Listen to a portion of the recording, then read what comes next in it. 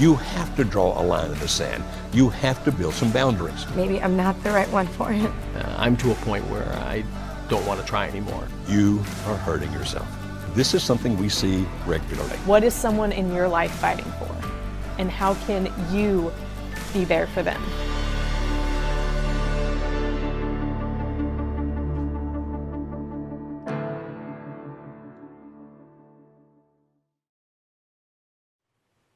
Hello, and welcome to Marriage Helper Live. I'm Dr. Joe Beam. This is a program where we talk about your relationships. And in talking about your relationships, we try to answer as many questions as we possibly can. Now, typically when we start with some kind of a topic, and so let me start with this. Do you want to know what love really is? Or will you just be satisfied with whatever comes along? Because if you are, you're going to be disappointed. We talk about a thing called exquisite love, which is experiencing the ordinary. And it starts in the most logical place of all. As a matter of fact, the only place it can start, if indeed you want to have love that's exquisite. We have Kimberly Holmes here, our CEO. And Kimberly, can you talk about this for a couple of minutes? What is this thing called exquisite love? Well, it sounds really crazy, right? I mean, it sounds like one of those things where you're like, I don't know what's about to be said. Is this something that's actually attainable? What's kind of going on here? But exquisite love, if you're wanting to have this in your relationship, if you're wanting to have this in you, in what you're experiencing, exquisite love has to start from within you. And we do talk about that a lot at Marriage Helper, but not necessarily in that sense. We've talked a lot about how if your relationship is going through a negative space, or if your relationship is going through some kind of trouble or crisis, then there is the need to focus on you and to work on you. But it's not just something that you need to do if your marriage is going through something negative. If you're in any kind of relationship, then there is a need to work on you. If you're wanting to have any kind of positive in your relationship, if you're wanting to have this exquisite love that we're talking about, it actually has to start from within you. And what Marriage Helper, and in general, with Joe and I and the things that we do, we call that working on your pies, your physical, intellectual, emotional, and spiritual attraction. Again, this is not just something that you do in order to try and bring someone back. It's not just something that you do when your marriage is going through a hard time. The pies is something that you do, and the pies are something that you work on no matter what is going on in your life, just always. Me as a person living and breathing on a daily basis, whether I realize it or not, I am working on my pies. Now, I might be consciously working on my pies and doing the things to better myself in every way possible, or I might not be consciously focusing on them, and I might be just kind of not growing, maybe even regressing some in my physical, intellectual, emotional, and spiritual attraction because I'm not aware and I'm not focusing and I'm not making it a priority for me. The pies are something that are so important for your relationship, for where you want to head in your future, for you as a person. And that's why we believe that you need to focus on it no matter what is happening. No matter what is happening. If you've been around any of our Facebook groups or anything like that over the past couple of weeks, then maybe you've seen the exciting announcement that I have started a separate endeavor, a secondary endeavor, so to say, called Pies University, which I have been so excited about because I absolutely love helping people to work on their pies and understanding what the pies really is, everything that it can encompass, what a major life change can come from it. I've absolutely loved being able to do that. And so I started something called Pies University. And I have a mailing list, and I started just with every Friday sending out a weekly newsletter that I call the 5-Line Friday, where I share 5 tips, whether it's an article or a podcast or a resource, to be able to help you to work on your pies more effectively. And people have been, thankfully, loving it. I've gotten amazing feedback. But some of the other feedback that I've gotten over the past couple of weeks is I've been asking people why they are working on their pies, what they're working on their pies for. And one thing that I have seen over and over and over again is that the motivation behind what many people are doing and working on their pies has the wrong focus. The focus is, I'm doing this to bring my spouse back, or I'm doing this so that my significant other will X, Y, or Z, fill in the blank. And the focus is not on, I'm doing this to become the best that I can be. And there's still so many people that are measuring their success of what they're doing with their physical, intellectual, and emotional and spiritual attraction based on how their spouse is responding. And you probably see this a lot as well, don't you, Joe? When people are, when they are trying to work on their pies, but really what they're focusing on is, how is my spouse responding to me? Exactly. Or if it's not the spouse, a significant other, that I'm trying to get him or her to come to me. And it becomes all then judged by the other person's interactions and reactions, which, as you said, if the other person's not reacting or acting like you want them to, you give up, you stop. Right. When really it was always to be for you. Always. That is the purpose of it. And as we're talking about this exquisite love, of if you want to find this love and connection in your relationship that will last for a lifetime, all of those things that we want as people, that we want in our relationship, it really has to start with me. And not with me focusing on my husband and how he's reacting and acting. It has to start with me. And am I truly growing in myself? Am I truly loving myself? Am I truly doing the things that I need to do in these 4 areas to become the best that I can be? And it's a huge mindset change. It really is. But I would love for you to join Pies University, to join the email list. We have some exciting things that are going to be coming out over the next couple of days, some exciting emails. And of course, there's always that 5-line Friday email where I will be sharing my top 5 tips of the week on how to work on your pies in a very tangible, implementable way.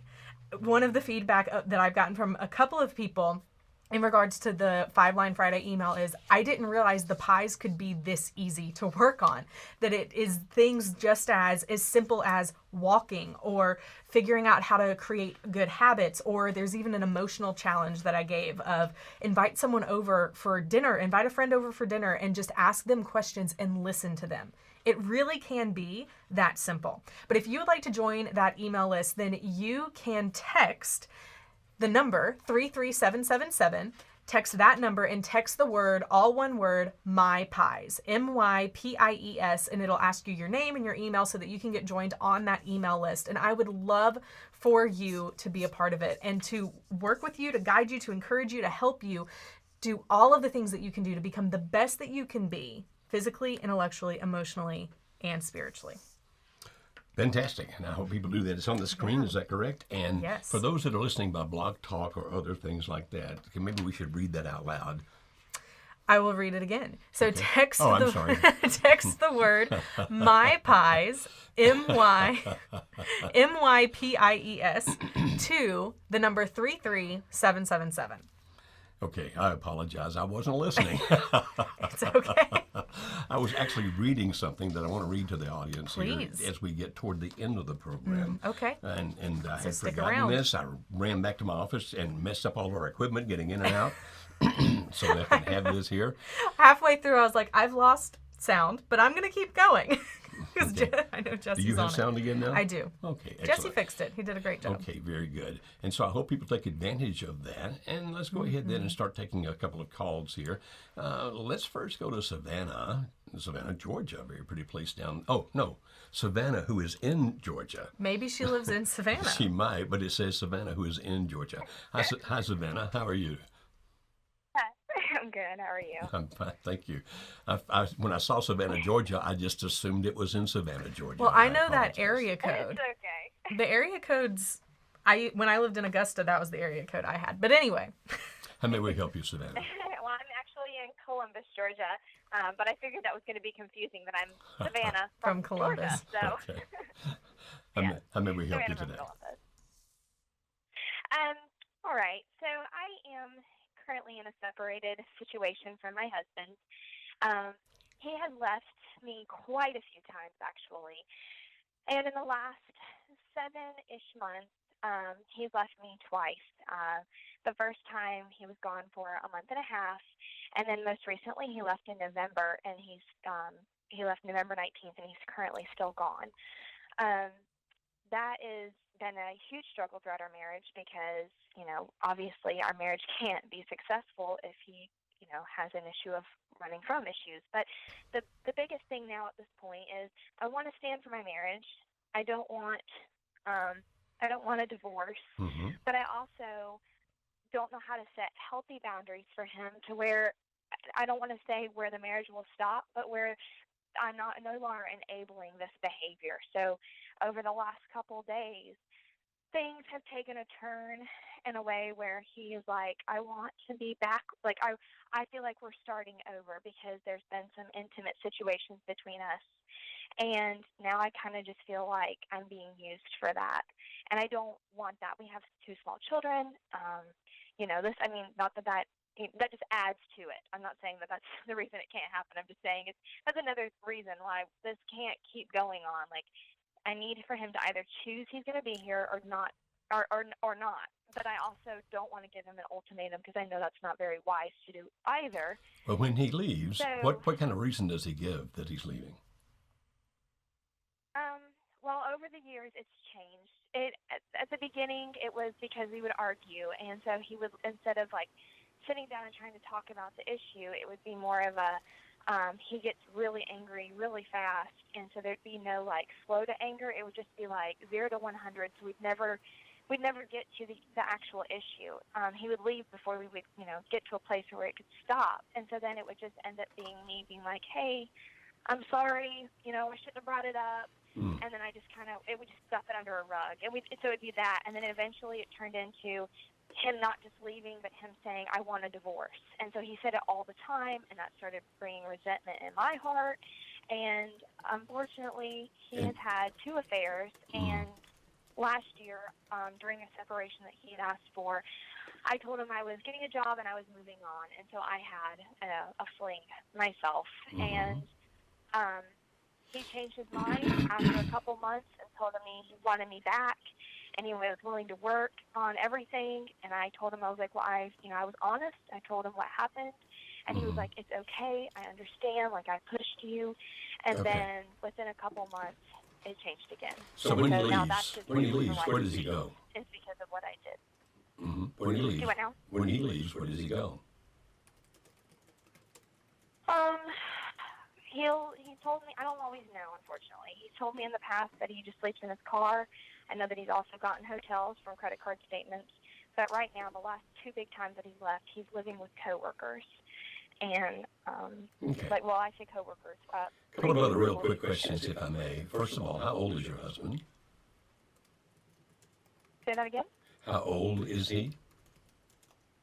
35. 35. And how long have you guys been together? We've been together 10 years, but we've been married for 8 years. Okay. And in those 10 years, how many times has he left? Oh, gosh. Just a rough number we found. Where he was... I've lost count. He's left so many times. Okay. I know this year, 2019, I know he left 6 times last year. Okay, so 6 times last year. I got that number there. Okay. What did I just do, Kimberly? I just messed up here. I'm sorry. I'm pressing the wrong buttons. Forgive me. Hang on a second here. Down. Here. There. But you also muted us. There you go. I don't know how many more things I can do wrong today. I broke our earphones. I've done everything else, and now but poor Savannah's like, what in the world are you doing there? We accept you, and we forgive you for what has happened. The problem is we got to the studio earlier today. That's the problem, Earlier than we normally Jesse. do, and that messed up everything. Everything. Because usually we rush into the last second. Last second. All right, let's go back to what Savannah was talking about. So he left 6 times last year. He's left so many times over the 10 years they've been together she can't keep count anymore. And so in a situation like this, when you have a fellow, and it could be a woman, but in this case it's a fellow, who is basically running from any kind of conflict whatsoever. Now, she said, I feel like kind of like we're starting over in the last couple of days because there's been some intimacy. But speaking, I think this is more the kind of thing we would address from the standpoint of psychology. What would you think? Well, there's definitely a pattern of poor conflict skills. For some reason, probably something in his past, maybe even before they met, there has been for whatever reason, either a pattern or a repetition or a triggering event that when it happens, he leaves. He doesn't know how to handle it. Now, my question back would be, is that something that whenever they have conflict in the marriage, because of how that happens, if there's poor rules of engagement, as I would like to say, if you have poor rules of engagement when you're fighting, that ends up, where you're screaming and you're yelling and things are said that are terrible and there's stonewalling, all of those things, is that why he's doing it? Or is it because that's how he saw his parents handle conflict? Or is there something that happened? I mean, it triggers for me, there's something deeper there. There's absolutely got to be something deeper here, because people, generally speaking, I mean, most of us don't like conflict. We try to avoid conflict if we can. But when you leave a marriage 6 times in a given year, and you've got 2 small children there, then something's occurring that's beyond the normal range. And so I'm quite convinced that you're right. It's going to be something that's occurred back, probably all the way back into childhood. Now, so Savannah's saying, so what do I do? Savannah, you can either continue to do what you are doing, which appears to be aiding and abetting. It appears to be enabling, because of the fact that if he can go in 6 times in 1 year and come back 6 times in 1 year, then basically the message that's being given to him is that there are no consequences for your behavior. Now, if that's how you want to live, if that's how you choose to do this, you certainly have the right to make that decision. On the other hand, and when I heard what you said about I don't want to give an ultimatum, I understand that ultimatums are the last resort kind of things, but we call those stops, S-T-O-P, safeguards that offer protection. And in a situation where there's a safeguard that offers protection, then there are consequences for a person's behavior. It would be if, for example, you chose to do something like that, and you say, well, who's being protected? Well, you. And to some degree, your children are being protected, because I imagine to small kids, the mixed message of daddy's gone, daddy's back, daddy's gone, daddy's back, would not be advantageous to them as well. That is causing some confusion in them. If they're old enough to understand that he's not there, that he's left, that he's not going to be there for a while, then it's got to be confusing them. And so if you were to set a stop, a safeguard that offers protection, it would be something like this. The next time you leave, you're not allowed to come back for at least 3 months. Now, I'm not giving the exact time. I'm giving an example. But typically what we say is if you're going to do a stop, you need to have a tiered response, meaning if it happens the first time, this is the consequence. Then if we get back together after that, if you were to just rush off and leave again, then it's going to be 6 months. Now, that's what we mean by tiered. The first time is this consequence. The second time, it's a larger consequence. And if we get back together after that and you do it, then here's the third tier, which is you're not coming back. Now, understand, we're not trying to get you to end your marriage. We're not trying to end this. We are pro-marriage. We hope that you figure out how to save your marriage. But the point I'm trying to make is, if he can go and come at will, and there's no consequence for his behavior, I don't know how you stop that behavior. If people can do things and they realize I can come back whenever I want to, all I have to do is say, I'm sorry, and you'll take me back. What's to keep me from leaving the next time he's got a conflict? So my suggestion would be, and I'm assuming you're going to agree with this, Kimberly, my suggestion would be this. First of all, say, we need to find a therapist who understands what's called attachment styles. Now, pardon me, the best way to find therapists is to find people who know therapists, have had experience with them. Just the fact that they advertise in whatever, online, whatever it might be, does not mean they're very good at what they do. And so you want to find people that can refer them. Or if you can't find anybody who can refer one, you can call and ask for an appointment. Just a very brief 5-minute discussion before you set up anything beyond that. If he or she will not agree to do that, that's not the therapist you want anyway. And the question you want to ask the therapist is this: how experienced are you in dealing with attachment styles? Now, we're not going to try to explain the great deep psychology of attachment styles right now, but if I were a gambling man, which I'm not, I'd bet my money on the fact that he has what's called a fearful avoidant attachment style. And that's what's leading to this particular behavior. If you can find a counselor, and by the way, if the counselor says, oh yes, I know all about that, say, that's not what I'm asking. How much experience do you have with that? And what kind of success do you have in helping people deal with that? And from that, find the right kind of counselor and say to him, look, if we're going to continue this relationship, here's something I'm requiring of you. I require that you go get help with this counselor. Right. And then you can also set with it, if you choose to then, the stops, the tiered responses. If you do it next, here's a consequence. If we get back together after that and you do it again, here's a bigger consequence. I've already explained that. I don't want to go into more detail with it there. But my recommendation would be to tell him, we've got to find a good therapist, particularly one skilled in attachment styles with experience there, and start there. And then my suggestion would be that you also build some stops if he runs away again. Now, it's always your decision. You make your decision about what you do. Would you basically agree or disagree with what I'm saying? No, I do agree, because the stops need to have goals, right? I mean, you don't just do them. That's when you really start towing the line between, is this actually a stop, or are you trying to punish behavior and things like that? So I would definitely say, if the goal of the stops is going to be to get him some further help in therapy, and your relationship probably needs that as well. Coming to one of our workshops after he's gone to some therapy could be very helpful for that as well. But I would absolutely agree with that. I don't see how you can move forward long term if this pattern isn't, I'm not going to say the word broken, because I think that eventually is what needs to happen, but at least if there's enlightenment shed on why it happens, because that will probably bring the first set of realizations and help that you need before he might be able to break it. Okay, very good. And now we're going to go over to Texas. I apologize for this cough. This cold keeps hanging on. We're going to Texas to talk to Manny. Hi, Manny. Are you there? Yeah, I'm here. Okay. How may we help you? Are you on a speakerphone, Manny? No, I'm on a Bluetooth right now. He's on a Is that any Bluetooth. better? I wasn't It can hear, the background noise is gone, but if you could get closer to the microphone, that would be helpful.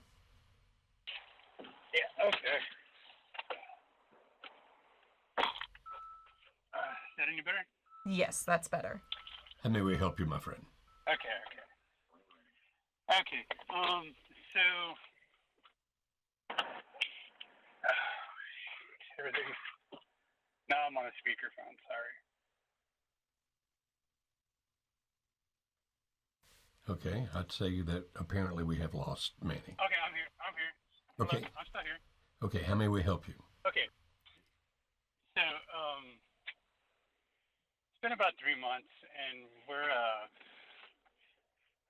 semi-separated, living together. I don't know. She sees us as not, a thing right now, but everything seems kind of normal on the business front. I mean, she comes home and tells me about her day and everything. Over the holidays, it was kind of rough, and I kind of maybe said some things I shouldn't have said, and kind of, pushed her away a bit, not purposefully.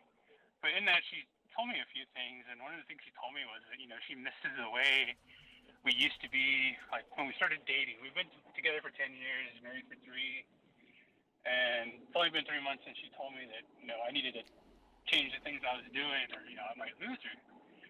And in the 3 months, I found out that she's been talking to somebody online, one of her friends, that kind of stuff, and I don't know what's going on there anymore, but I think there's still something going on there. There's a lot going on, but she told me that one of the times when we were kind of having an argument about just talking about the relationship, which she isn't ready to talk about right now. She's just kind of still hurt by, me not doing enough around the house, me not being affectionate towards her enough, that kind of stuff, when I really didn't know that she was that much hurt by that. So, now she's saying that she wishes, she misses the way things were when we were like the first 2 years of our relationship. And how were things different? Like, in the first 2 years of your relationship, how were things different than they are now? For the first year or so, we weren't living together, but then she asked me to move in, so I did. So how were things different then than they are now? In the relationship, how were different things then? I don't know. I guess we kind of drifted apart a bit. I don't know. It's just that we were. Okay, but you said earlier that she was saying things to you like, I don't feel like this, I don't feel like that. So she's been telling you how it's different, and you were just mentioning those things a few minutes ago that she was telling you how it's different. And you said, if I heard you correctly, you said, I didn't realize those things were bothering her that much. Oh, yeah, like the stuff that I wasn't doing around the house. And I guess I was a bit more affectionate to her, and I guess, a little more lighthearted in what we would talk about, you know. And so have you made any progress toward doing those things for her now? If she's saying, I need you to be more affectionate, I need you to be more here, around here, doing things. So have you changed any of your behaviors based on what she said to you? I guess when she said you need to do more around the house, I kind of did a 180 immediately. You know what I mean? But what about the affection? And are you giving her affection like she wants you to do so? I think I went too far at the beginning. What does that mean? Like not too far, but I don't know. I turned it up too much, you know. I kind of was too affectionate, and she felt like she told me she felt it was foreign to her that I was actually paying attention and giving her affection and so did she wanting to hold her. So she felt smothered then? Is that what you're saying? Yeah, I guess so. Okay. Well, if she feels smothered if you do a lot, and if she feels that you're not paying any attention to her if you don't do much, then it would seem that somewhere in between those two things would be the right way. Here's my recommendation to you. Ask her. Sit down with her and say, I'm not here to argue. I'm not here to defend myself. I just really want to understand. And so here's what I'm going to do. Let's just sit down together and do this when you have plenty of time, when there's no other pressures going on. You're not arguing about anything. It's actually a very true and even conversation. And just say, here's what I need to know. Can you tell me what I do that evokes emotions within you that you enjoy feeling? And can you tell me what I do or don't do that evokes emotions within you that you don't enjoy feeling? Now, she may not want to answer that, but if she does, then that's where you're going to get the answer. Because you can say, you said that you needed more affection, and apparently I went too far. So I'm asking for your guidance here. Help me understand what it was like. Help me understand what I was doing then. Now, if she'll answer the question or those questions, because it's more than one, and if you can have an honest conversation with each other, then you'll find the answer there. If, on the other hand, she says, no, I've told you before, and I don't think you understood it, and I'm not going to tell you again, that becomes then extremely important for you to do the following. Start thinking very specifically about how things were in those first 2 years. What were the things that you did? What were the things that you didn't do? In other words, smothering her. If you didn't smother her in the first 2 years, but you said you just recently did. And so you make a list of the things you did. You think those things through. Then you start watching her. And when you do something, if she reacts in a positive way, make a note of it. If you do something and she reacts in a negative way, make a note of that. And it won't take long for you to find the pattern. Oh, when I do these kinds of things, she reacts positively. When I do these kinds of things, she reacts negatively. Now, obviously, the better way to it is if you can have the conversation. You would agree with that, right? Oh, absolutely. If she would actually answer the questions, that's obviously the best way to do this. But if she won't answer the questions, you can still do this by observation. Right. Now, what it's going to take is being determined to do it. You're actually going to have to make it a priority and follow through with it, because more than likely when people have these questions, just like Manny had, what happens is they hear the answer and then they don't do it, and then in 3 months they say, well, nothing's changed. But they didn't change anything in order to make it happen. So you really have to be determined and set aside the time. There's a word that I'm thinking of that is a very common word, and it has evaded me. You're too young to have that problem. I have it all the time, but you're too young for that. Intentional. There you go. You have to be intentional about it. All right. And intentionality makes a lot of difference, but it does mean you have to make specific effort. You do. Okay, and so now we're going to go over to Wisconsin, and we're going to talk to Josephine. Hi, Josephine. How may we help you? Hi. Hello. Thanks so much for taking my call. I've actually been listening to your show since the late summer. My husband and I have been married for almost 13 years, and at the end of July, he told me he was in love with someone else. And he moved out in September. And that's when I found you, and I started working on myself, and I was doing the pies, and it worked. Good. Good. He came back in November, beginning of November, and is now moved back home. We have two girls, 2 children, and now I'm just worried. I don't know if I can actually trust him, because he's told me that he's talking to this other woman again, and he's been diagnosed as having bipolar disorder. And who made that diagnosis? It was a combination between his doctor and his counselor. Okay, so they together made that diagnosis. Okay. Are they putting him, Yep. did they put him on any kind of meds for the bipolar? Not yet. They tried a couple of antidepressants, Mm-hmm. which didn't actually work. And Yeah. so now he's thinking that he needs a mood stabilizer. Mm-hmm.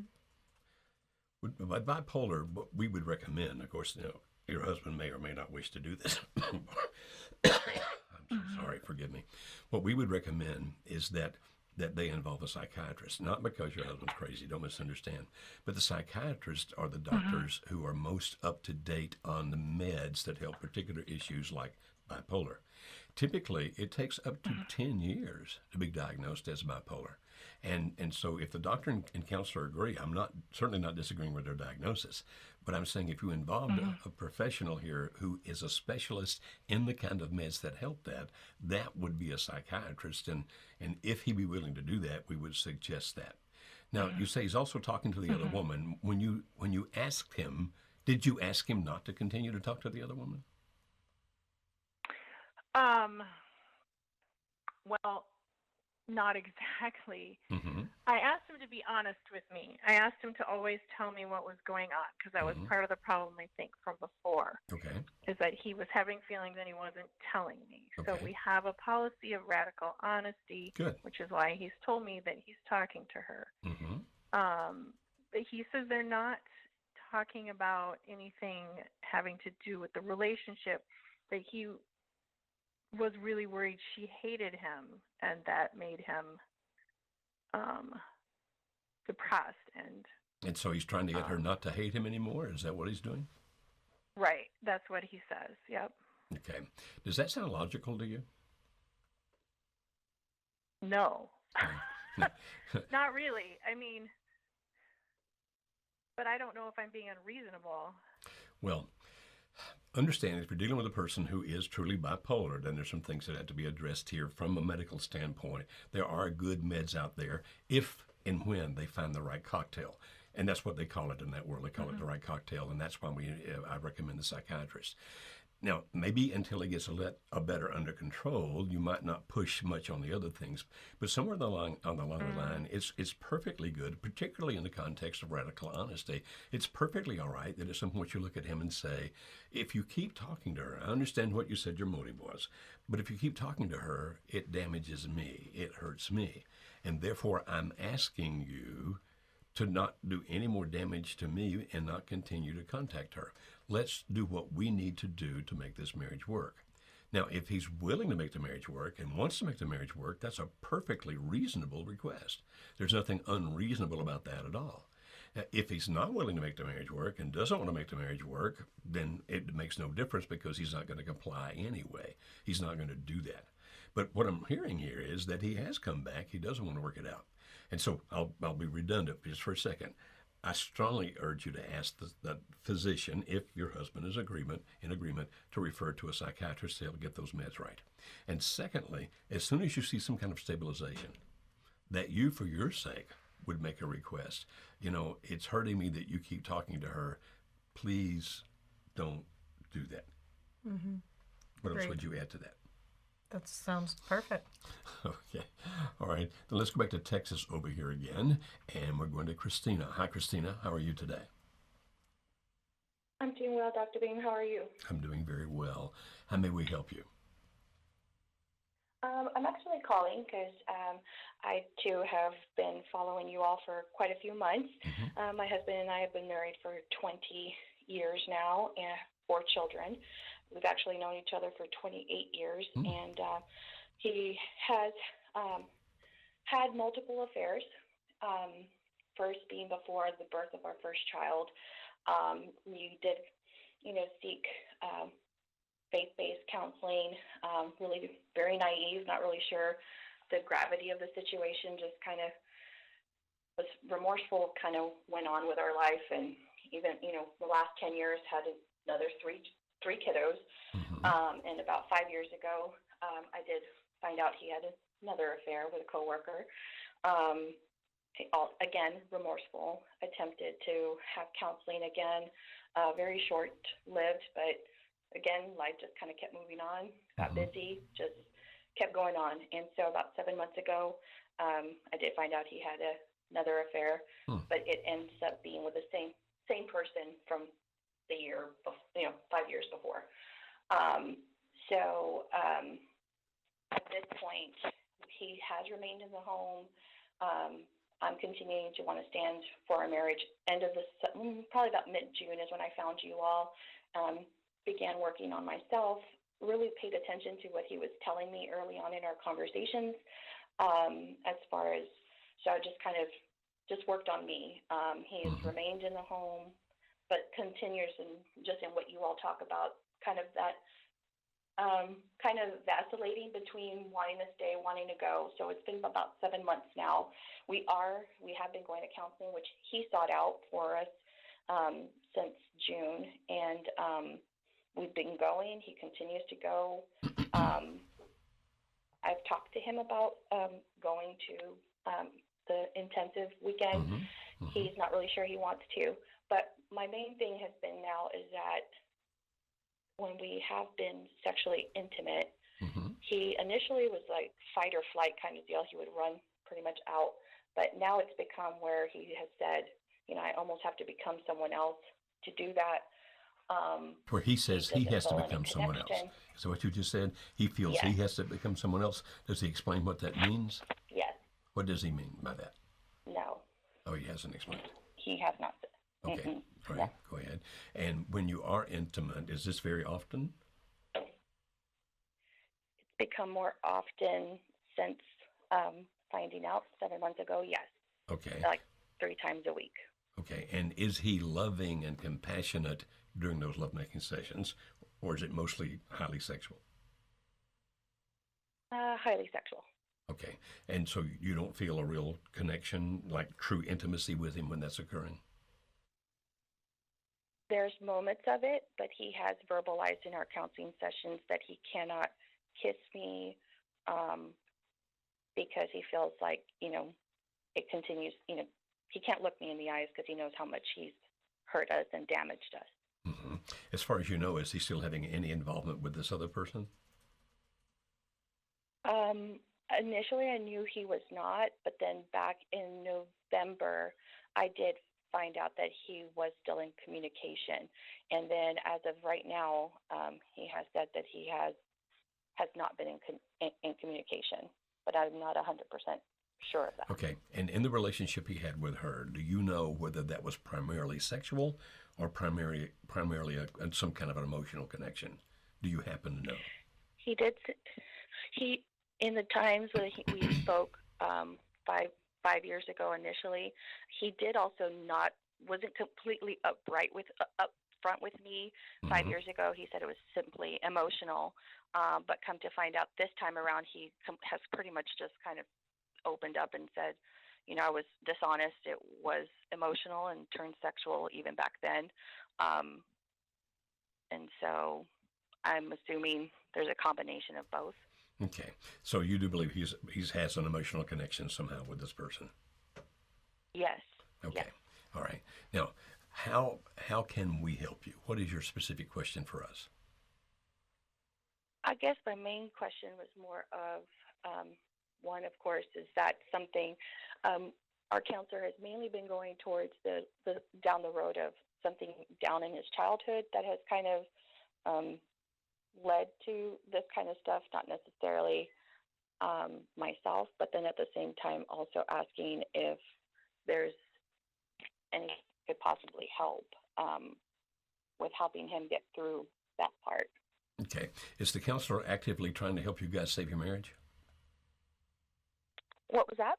Is the counselor actively trying to help you guys save your marriage? Yes. Okay, good. That's good, because not all counselors do that. It may be that some of this is rooted in childhood. As a matter of fact, most every time we see some kind of relationship problem, there are things from childhood that connect back to that. And do you want this marriage to make it? Absolutely. I mean, I love him. Okay. And do you believe that he loves you? I do.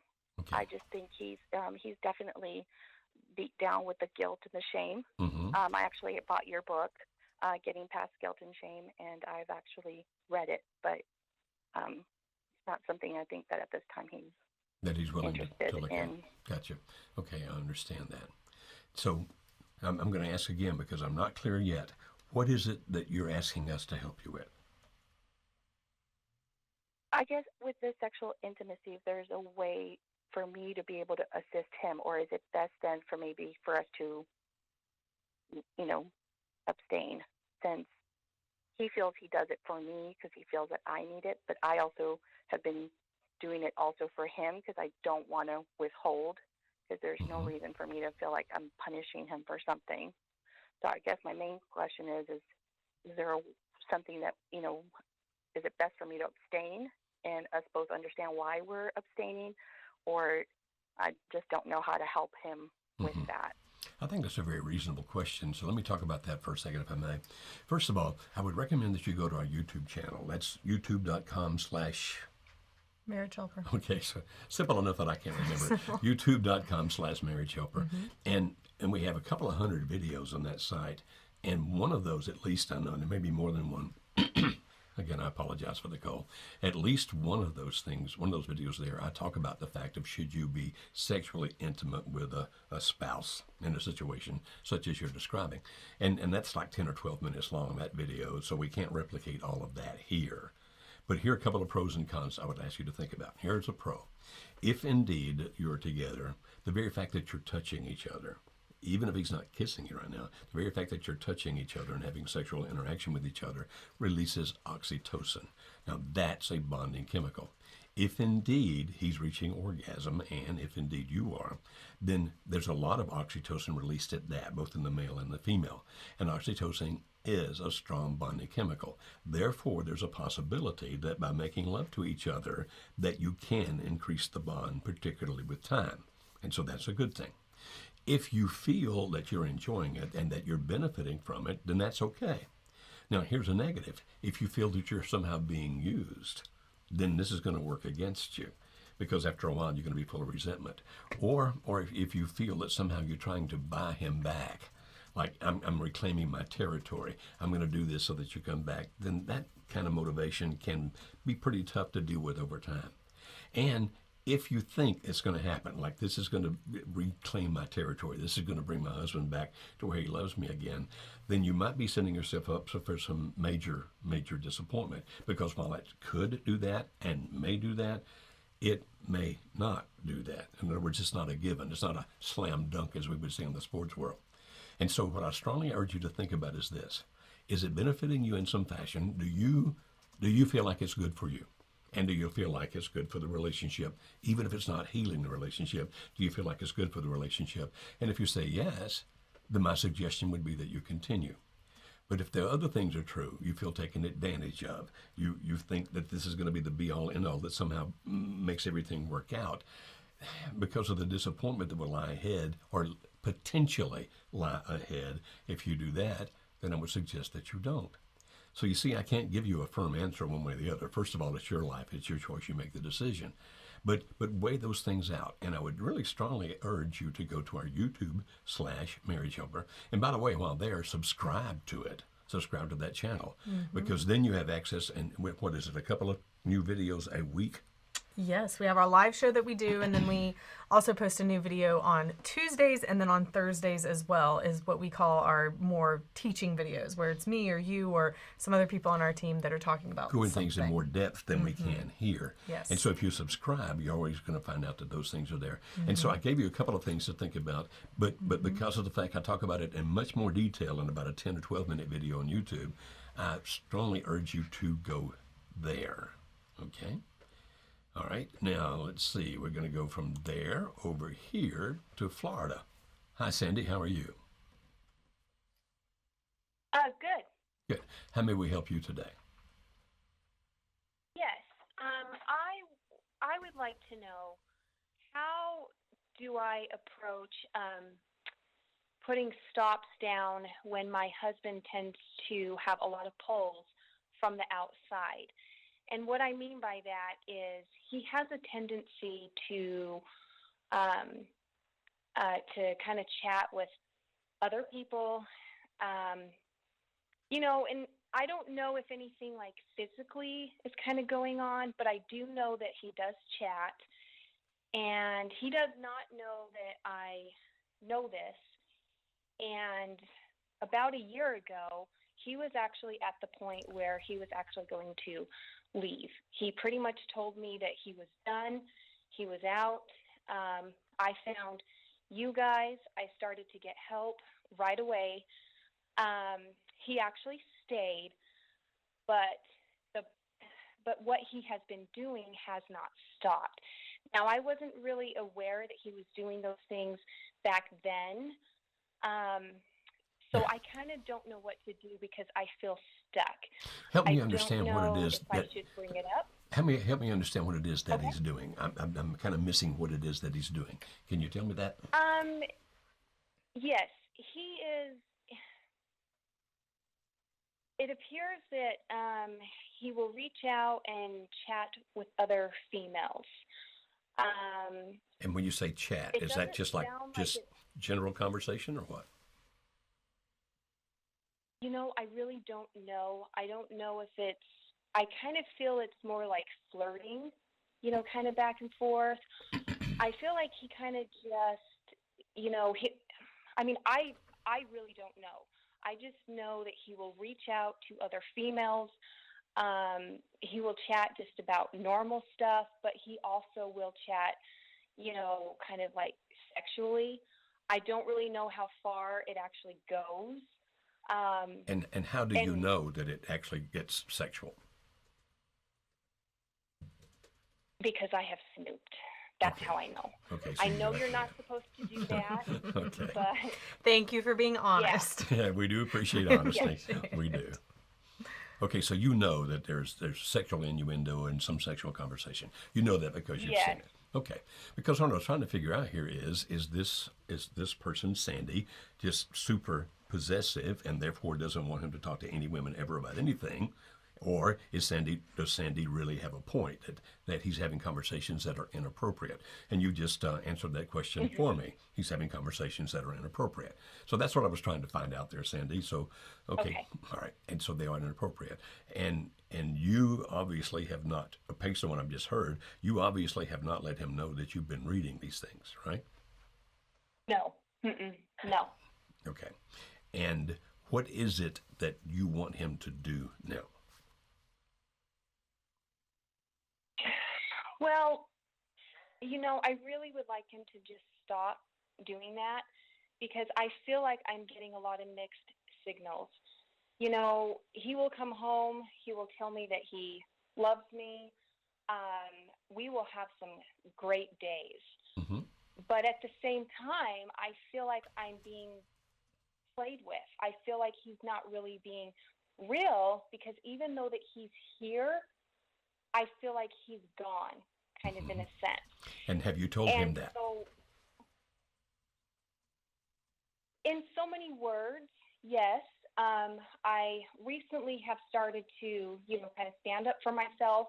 Mm-hmm. I've pretty much told him what I need, mm-hmm. what I would like, mm-hmm. but I've tried to do it in the sense of, not telling him what I know. So I don't know if I'm really kind of getting it across to him, mm-hmm. but it's very hard because the second that I bring up stuff, he will lie.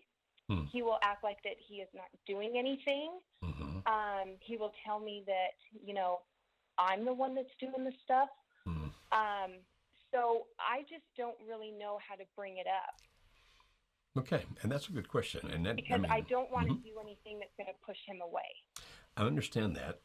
Pardon me. This terrible cough. I'm so sorry about that. Maybe eventually I'll stop coughing around the year 2025, something like that.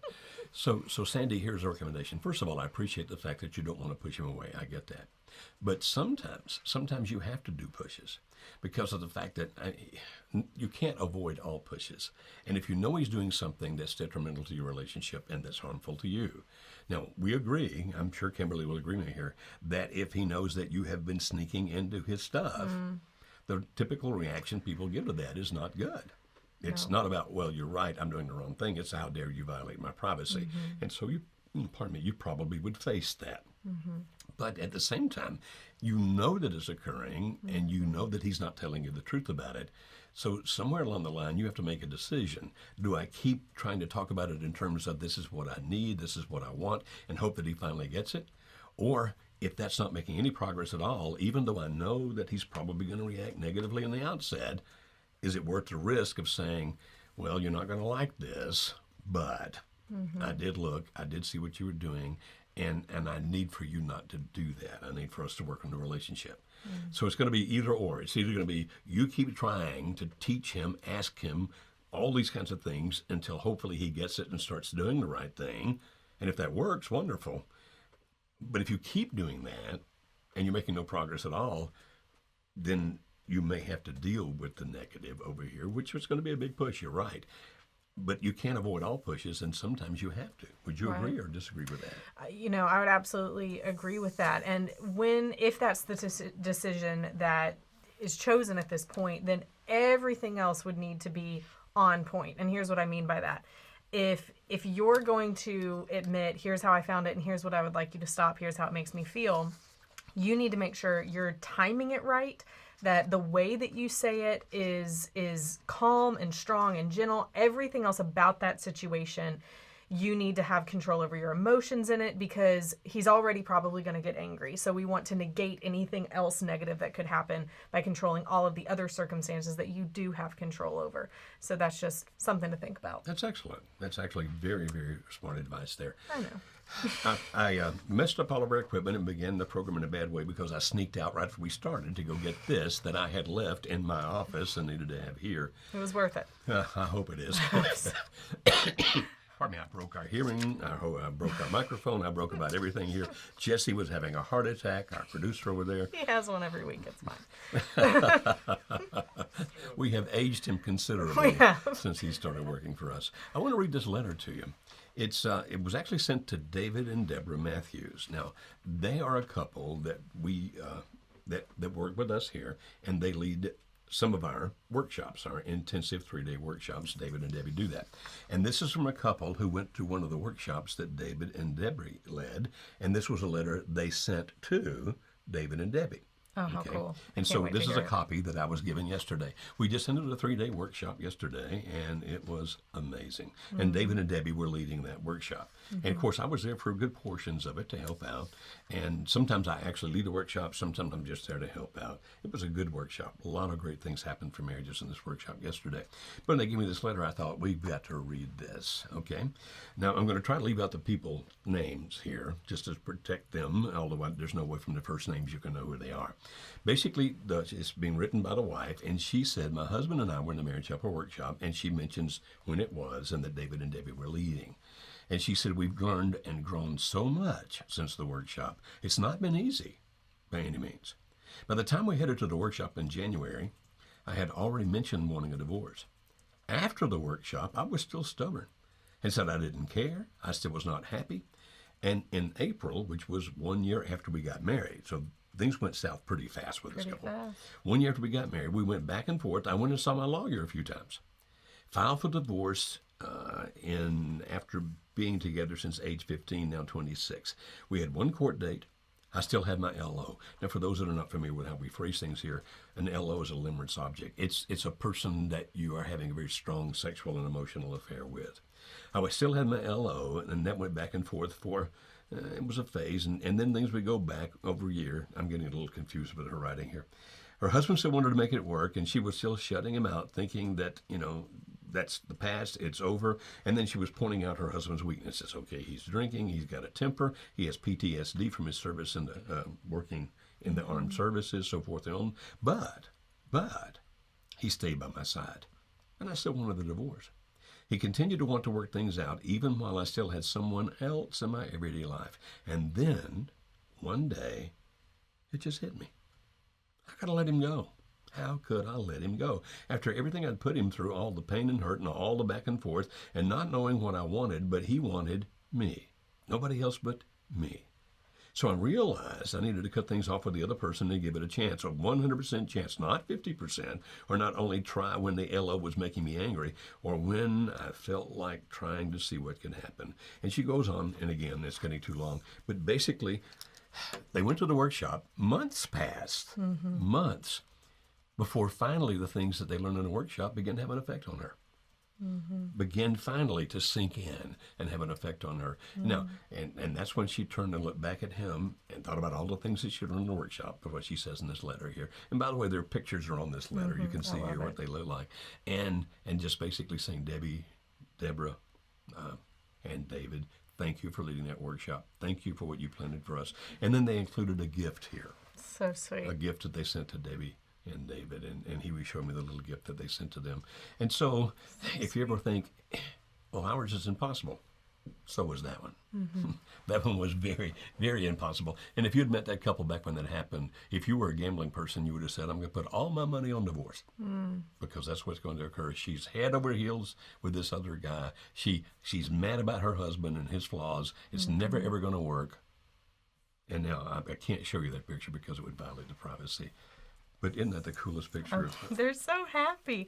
And the other picture is of her husband with Debbie and David's therapy dog at the workshop, which I think is just so sweet. So cool. Yeah, David and Debbie, because Debbie has a therapy dog. She brings their dog to the workshop, and that dog takes care of people like crazy. If, by the way, you have a therapy dog or you want to make a major donation to this nonprofit, you buy us a therapy dog.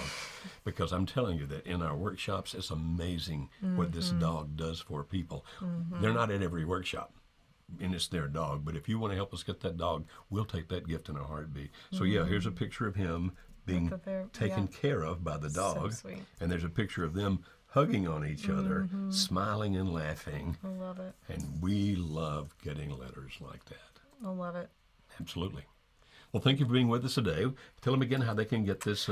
Yes, if you want to know more about Pies University, join the 5-Line Friday email that I sent out. And if you just overall want to become the best you can physically, intellectually, emotionally, and spiritually, regardless of what's happening in your marriage or external circumstances, because you want to do it for you, then you should be a part of the Pies University email list. You can join that by texting 33777. That's the number that you text. And you text the word, all one word, My Pies, MYPIES, no spaces, My Pies, to 33777. Okay, I'm trying to see how to. I bumped That's things. it. I bumped around everything up here, and everything in this room is messed up. Thank you for being with us, and we'll be much more organized next Monday. I promise you. Thank you for being with us.